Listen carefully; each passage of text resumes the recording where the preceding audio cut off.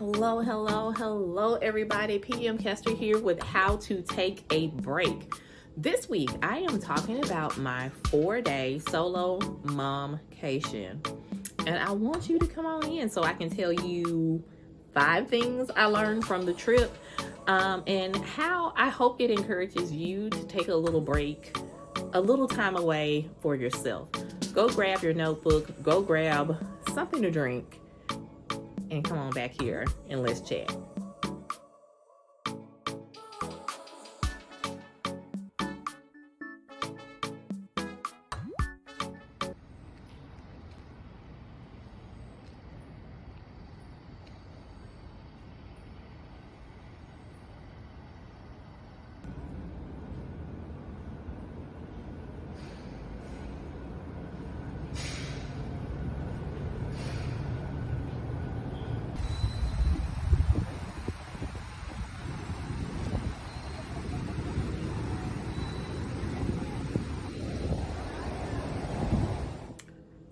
I am so happy to have you back here so we can talk about my solo momcation that I took at the end of January. A little housekeeping. If you have not subscribed to my YouTube and you are watching this via video, there's also going to just be audio only that comes out via my podcast platforms. Please take some time to subscribe. If you're listening to the audio only, click the link below and check out the video and give me a like, send me a comment, let me know what you're thinking. What am I drinking on? Because if you're watching the video, you're going to see me drinking. I am drinking water, trying to be more cognizant of how I hydrate myself in the new year. And I also have my notes. My journal is in front of me, and I'm just excited to talk to you about my vacation. I'm also going to show some clips from the vacation in this video. But first things first, how did I get to this point of I'm going to take a solo momcation? So if you've watched the YouTube, I had a video, a short that got a nice amount of traction that talked about my mom burnout. I will link it everywhere, wherever you're listening. And it was around the time, this was after I had COVID, and I was feeling it. I was feeling pulled. I was getting all sorts of information, stuff about my job, things with my kids, all sorts of stuff was going on. And then I got sick, and then I felt utterly alone. I'm a single mom, which does not mean that the father, my ex-husband is not in my kid's life. He is. But this is one thing I want you people to understand, want everyone to understand, because I see back and forth about this with what is a single mom. A single mom is someone who does not have a partner living in the home, a spouse living in the home. That's it. It doesn't matter whether that person is involved in the kid's life or not. The issue is if that child wakes up at 2 o'clock in the morning sick, the mom is going to deal with that kid because she's the first line of defense, right? She's in the home. So when I got COVID, it was definitely a whole lot of that going on, but it also brought clarity because I started to see how if I didn't take care of myself, there was really no one to take care of me.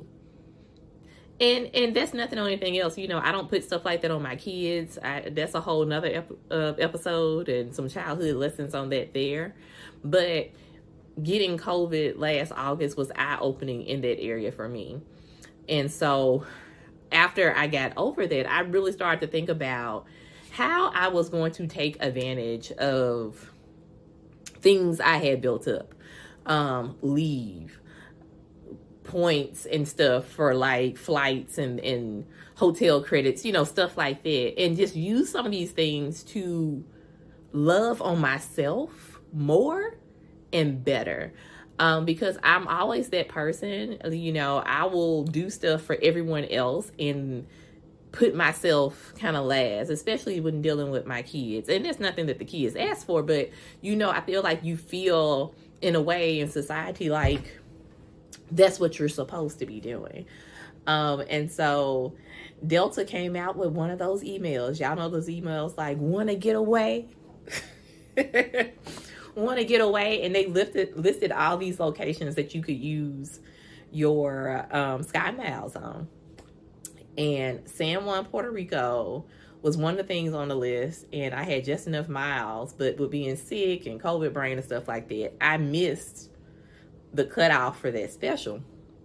But I was determined. I called Delta and I was like, look, I started talking to that lady. I was like, I feel like I was telling her all my business. And I was like, I know I missed the cutoff for this, but I said, is there someplace cool I can go to just to treat myself? And she was like, well, actually, it's less miles for you to book the trip to San Juan now. And so that started the journey of like stepping out and recognizing that I really needed to do more to take care of myself. I had been so stressed. I had let myself get to a point of stress and burnout. And I think we can use that word. And it wasn't just even like the mom thing. The mom thing, mom burnout is real, and it was one part of it. But, you know, I also do this on the side. I'm an entrepreneur on the side. So I have the journals, I do the podcast, I do the YouTube and things affiliated with that. But I also have a whole 9-to-5, and that was kicking my butt. And so I was feeling it. I was stressed, I was burnt out, and I was like, I need to do something for myself. And thus the trip to San Juan was born. And originally it was supposed to be in October. And life got really crazy for me in October. I became a grandma in October. I know. I'm still getting used to that. Love my grandbaby, but you know, it's still it's still something I'm getting used to, and I'm sure there'll be another video on that. But a lot of stuff happened on the mom front and on the work front in October, so I had to push the trip to January. And going a couple of weeks ago at the end of January, I think was how it should have been. It was meant to be, because sometimes the universe does stuff and we don't know why. And then we look back at that change and we recognize that it was an on-time change. And I think that I needed that break in January. It's a good way to kind of kickstart 2024. But the trip also re-inspired me. I was just feeling so uninspired by so many things. And it was frustrating because career-wise, I had stepped into a great opportunity on my 9-to-5 job, actually waking up and being excited to go to work. But I was still just feeling something was missing. And so this trip re-inspired me. Like, now I get up and I'm just like, oh, I want to create. I want to do videos. I want to create stuff at work. I want to pitch ideas. I want to work on a book. And so I feel like I needed this solo momcation for that recharge, for that reinvigoration, for that rebirth that I was looking for last year. And this just kind of brought it right on in. This was the perfect ending for last year's intention and moved me into my year of overflow.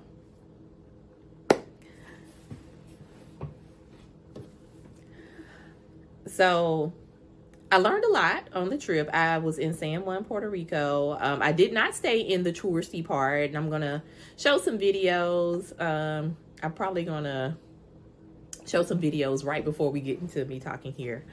I did not stay in the touristy part of San Juan. I stayed in an area right by the university, and a little cheap boutique hotel. So I will tell you this about the hotel. I enjoyed my experience staying at Hotel Nest. It was super quiet. The front desk staff was very considerate and kind. I really felt like they were looking out for me since I was a solo traveler, a solo female traveler. Even talking to me like right up like to when I was landing, just like, hey, come, just don't walk around with your stuff. Come drop your stuff off at the hotel. And let us get you situated. They early checked me in. It was just great. If I went back with my kids, I probably wouldn't stay there because a lot of the restaurants, certain things were like closed. It wasn't just like a lot of restaurants and stuff in that area, but it was a nice area.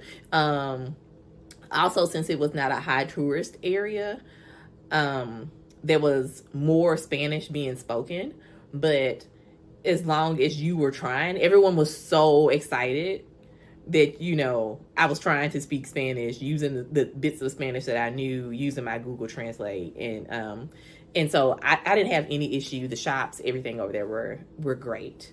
And so you'll see some of that in the clips of just me and the area that I was in and staying at Hotel Nest. But what did I do for those 4 days? Well, I landed Friday around noon. So I had a good bit of the day left. I booked a tour of Old San Juan. I did some thrift shopping. I ended the trip by staying at a bigger hotel, one of the bigger resorts. I think it was like a Sonesta affiliated hotel. I'll drop details in the comments. But I got a resort pass and was able to get a massage and just hang out at that resort until it was time for my flight. And it was, chef's kiss, one of the best decisions. Got in the hot tub, got in the pool, got a free drink with my resort pass thing, treated myself to lunch while I looked at the ocean, and just was breathtaking. Also got a lot of rest while I was there. And you know what? At that point, I'm just going to go into like the 5 breakaways that I learned. Like, grab your pencil and paper. One of the big breakaways from this trip that I learned about myself, just in general, is that I deserve rest. It's sad that it took this trip for the point to be drilled home. I have always worked multiple jobs, like my whole life. I literally sat there when I was journaling over this trip and thought about how I have always worked multiple jobs just to make sure, you know, grew up poor, just making sure I had enough, and prided myself on how I always wake up early. But being able to sleep in, and not have a schedule on certain days. Like, at first it kind of freaked me out because I was like, oh, I should like try to make use of my time and what I'm doing here. And then I was like, no, I want to go with the flow. I'm just going to sit here and read. I loaded like 3 books on my iPad and 2 magazines. I was like, I'm just going to read my stuff and lay here. And it just really had me thinking about how maybe there's a little part of me that thinks I have to be busy all the time. Like that, you know, that's somehow tied to my worth. But the breakaway was that I really deserve rest. And I need to rest just for my overall health, my mental health, my physical health, my spiritual well-being. I deserve rest. Another breakaway was, I think I'm going to be intentional this year about doing a monthly 4-day break. I'm going to take a 4-day break. I get a lot of leave. I have 400 and something hours of sick leave. We have use or lose at my job. Anytime you go over 240 hours, I always have use or lose. So that means I'm carrying 240 hours every year. Why am I not using my leave? And part of that was because I was in a toxic area at my job. But trying to get back on track. Phone issues. I am thankful that I have a good boss now. I have a good director who will support me and hold me accountable for setting myself this challenge of taking a monthly 4-day break for my mental health, my physical health, my overall well-being. I know not everyone has that, but yeah, that was definitely one of the breakaways that I had on this trip. All right, the next 2 I'm just going to put together because I think they go together. So breakaway number 3 is to take more fearless moves. Breakaway number 4 is to take more silent moves. So in regards to being fearless and taking more fearless moves, for some reason, when I got on the plane, all these nerves and anxiety started to hit me. And I think some of that would not have happened if I hadn't have told certain people. I told a family member, and she immediately was like, "You're going to go all the way over there by yourself, Spanish speaking and stuff like that." And I'm just like, okay, I know I can do this. But, you know, sometimes people will get in your head, right? Because they have their fears and insecurities, and they project that stuff onto you. And you know, if something is going on within you internalize that stuff. And I internalized that a little bit, and then on the flight I found myself getting a little nervous. And I started, you know, saying some affirmations and remembering what friends had told me. Like, all my friends were so excited. My barber was cutting my hair, and she was like, "If you need somebody to talk to, you get there, call me." My neighbor woke up that morning at 5 o'clock so she could take me to the airport. They were so excited. And so I started thinking about all the people that were rooting for me. And when I started to think back and journal on that, I was like, I want to make more fearless moves. This trip is teaching me to make more fearless moves. I got to stop moving afraid of stuff. You know, you survive 100% of your bad days. Period. And so why does making more silent moves go with the fearless moves? So again, dealing with the projection just from, not only from this trip, but I have been dealing with a lot of people's projections, I will say my whole life, but really this past year. And it's really started to make me think about how much I tell people and why I tell people so much about stuff going on in my life, especially as a mom. And I think, and just from talking, I had this conversation with another mom, and I think it's because we're trying to prove, we say so much to people to try to almost prove to ourselves and really prove to other people like that we're a good mom. We're good at what we're doing.